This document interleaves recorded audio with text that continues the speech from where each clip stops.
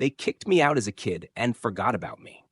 Years later, I came back under a different name and destroyed everything they built. I was 15 when they decided I was a problem they didn't want anymore. My father called me a bad investment. My stepmother said I was dragging the family down. That night, my bags were packed for me. No goodbye. No money. Just the words, figure it out.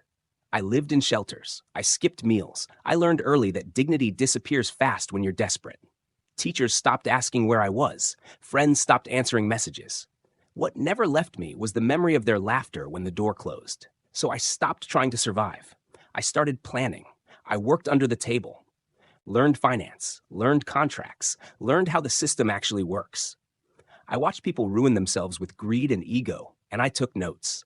By 27, I was quiet rich, not flashy, invisible. By 30, I had influence. Then I heard through relatives that my father was finally successful, on paper, new business, loans, investors, reputation. That's when I stepped in. Using a different name, I became one of his largest investors. I praised him, backed him, helped him grow. He trusted me. Then I waited. One signature, one clause he never read, one missed repayment I allowed to happen. Legally, the business was mine. Overnight, I shut it down, froze accounts, sold assets, let the employees know it wasn't personal, it was just business.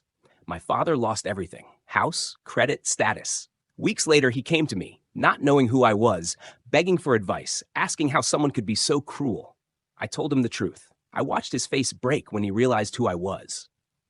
I didn't yell. I didn't insult him. I said, "You taught me that family is an investment. You were right." I walked away while he collapsed into the chair. I didn't take his money. I took his legacy.